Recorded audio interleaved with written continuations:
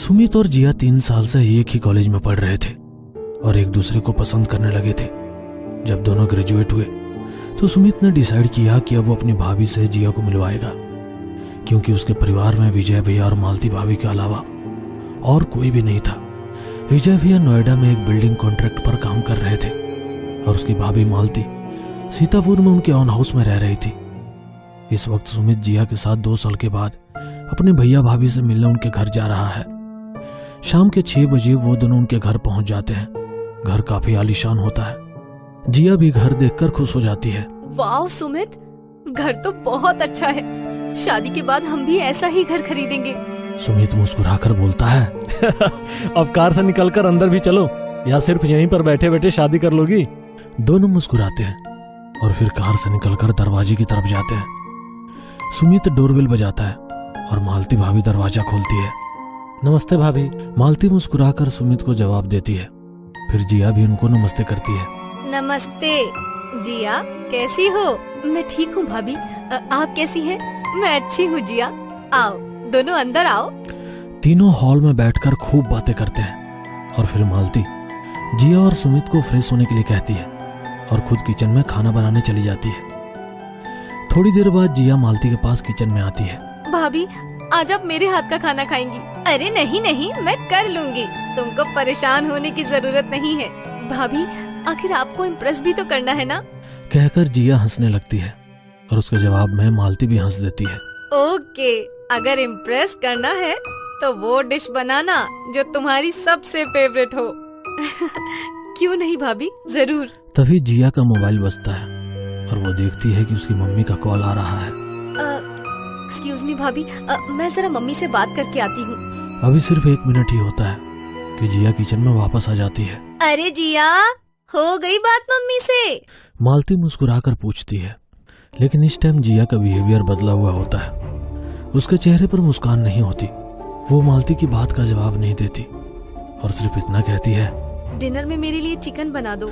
सुनकर मालती सोच में पड़ जाती है और फिर जिया से कहती है, तुम नॉनवेज खाती हो, लेकिन सुमित ने तो कॉल पर बताया था कि तुम वेजिटेरियन हो। जिया उसका जवाब बिना किसी रिएक्शन के देती है। मुझे मीट बहुत पसंद है, उसने मजाक किया होगा। इतना कहकर जिया किचन में चली जाती है। जिया की बात सुनकर मालती को थोड़ा अजीब लगता है, लेकिन फिर वो सोचती है कि सुमित ने मजाक किया होगा। उसी टाइम मालती को सुमित की आवाज आती है। भाभी 1 गिलास पानी मिलेगा प्लीज? हाँ सुमित, अभी लाती हूँ, कहकर फ्रिज से बोतल निकालती है और सुमित के रूम में उसको पानी देकर आती है। कमरे से बाहर आने पर वो देखती है कि जिया हॉल में सोफे पर बैठी कॉल पर बात कर रही है। ये लड़की कितनी अजीब है। पहले इसने कहा कि मेरे साथ खाना बनाएगी, फिर कहा चिकन बना लूं, और अब फिर से कॉल पर बात करने लगी। मालती किचन में जाकर खाना बनाने लगती है। खाना तैयार होने के बाद वो सुमित और जिया को आवाज लगाकर डाइनिंग टेबल पर आने के लिए कहती है। सुमित और जिया दोनों डाइनिंग टेबल पर आते हैं। आज जिया की फेवरेट डिश बनी है, हम सब यही खाएंगे। सुमित मुस्कुराता है और कहता है, मतलब डोसा? सुनकर मालती मुस्कुराती है और कहती है, तुम अब फिर से मजाक कर रहे हो। जिया, डिश का ढक्कन हटाओ और खाना सर्व करो। उसकी बातें सुनकर जिया मुस्कुराते हुए जैसे ही खाने की थाली पर से ढक्कन हटाती है, चिकन देखते ही वो चौंक जाती है। वो एकदम से थाली पर हाथ मारती है, जिससे खाना जमीन पर गिर जाता है। फिर वो कुर्सी से उठ जाती है। सुमित भी चिकन देखकर चौंक जाता है और कुर्सी से खड़ा हो जाता है। दोनों भाभी की तरफ देखते हैं। भाभी ये क्या मजाक है? मैंने आपको बताया तो था कि जिया वेजिटेरियन है, फिर आपने चिकन क्यों बनाया? हाँ, लेकिन जिया ने ही मुझसे किचन में कहा था कि मैं आज चिकन बनाऊं। सुनकर जिया उसकी तरफ आश्चर्य से देखती है और कहती है, भाभी मैंने आपसे कहा था कि आज आप मेरे हाथ का बना खाना खाएंगी, लेकिन जब मम्मी का कॉल आया तो बात बहुत लंबी हो गई और मैं दोबारा किचन में नहीं आ पाई। सुनकर मालती डर जाती है और सोच में पड़ जाती है।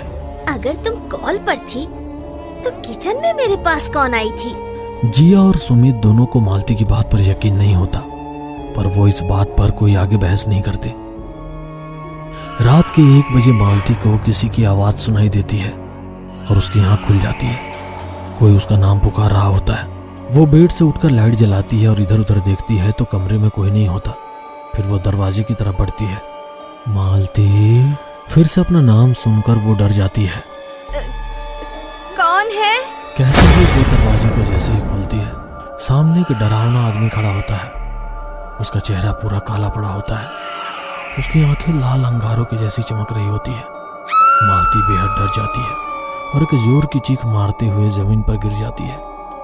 उसकी चीख सुनकर सुमित और जिया दोनों उस कमरे की ओर बढ़ते हैं और जब वहां पहुंचते हैं तो देखते हैं कि मालती जमीन पर बैठी हुई कांप रही है और उसने पूरा अपना चेहरा अपने हाथों से ढका हुआ है। दोनों उसके करीब जाते हैं और सुमित उसको हाथ का सहारा देकर उठाता है। भाभी, आप इतनी डरी हुई क्यों लग रही हैं? क्या हो गया? मालती इतनी डरी हुई होती है कि अपनी आंखें सुमित की आवाज सुनकर भी नहीं खोलती है। यहाँ मेरे दरवाजे पर। वो अधूरी बात बोलती है। भाभी, आराम से बताइए कि क्या बात है। मैंने एक बहुत ही डरावना आदमी देखा। उसका चेहरा, उसकी आंखें, वो बहुत ही भयानक लग रहा था। सुनकर जिया और सुमित दोनों एक दूसरे को देखते हैं। लेकिन भाभी, यहाँ तो हम लोगों के अलावा कोई नहीं है। कहीं आपने कोई सपना तो नहीं देखा? मालती बहुत डरी हुई थी। उसको पूरा यकीन था कि उसने कोई सपना नहीं देखा, सब कुछ अपनी आंखों से देखा है। जिया मालती को पानी पिलाती है और सुमित उससे मालती के पास ही सोने के लिए कहता है। जिया मालती के कमरे में उसके पास सो जाती है और सुमित अपने कमरे में चला जाता है। अगले दिन सब कुछ नॉर्मल रहता है, लेकिन मालती का माइंड डिस्टर्ब रहता है। उसको महसूस होता है कि कोई उसको हर टाइम देख रहा है। रात को डिनर के बाद मालती बाथरूम जाती है।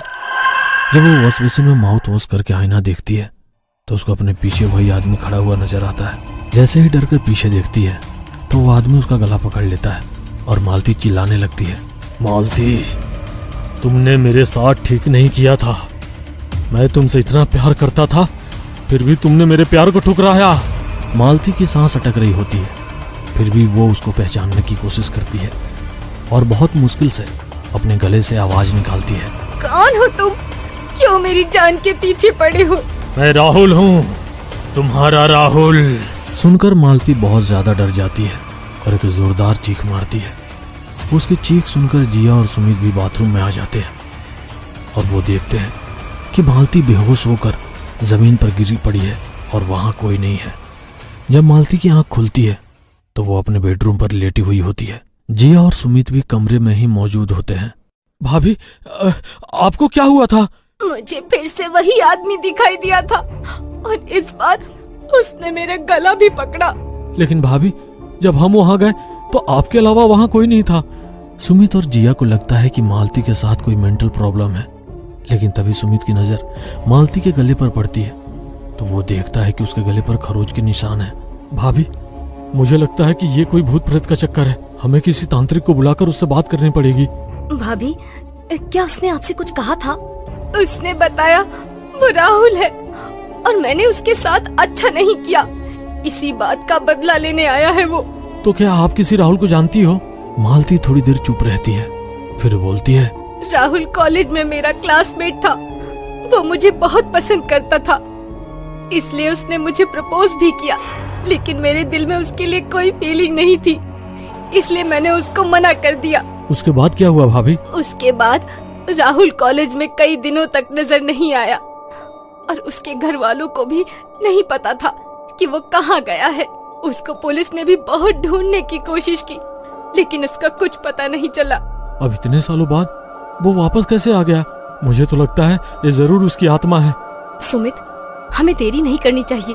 तुम अभी मंदिर जाकर पंडित जी से मिलो, वहाँ से हमें किसी तांत्रिक या अघोरी बाबा के बारे में पता चल जाएगा।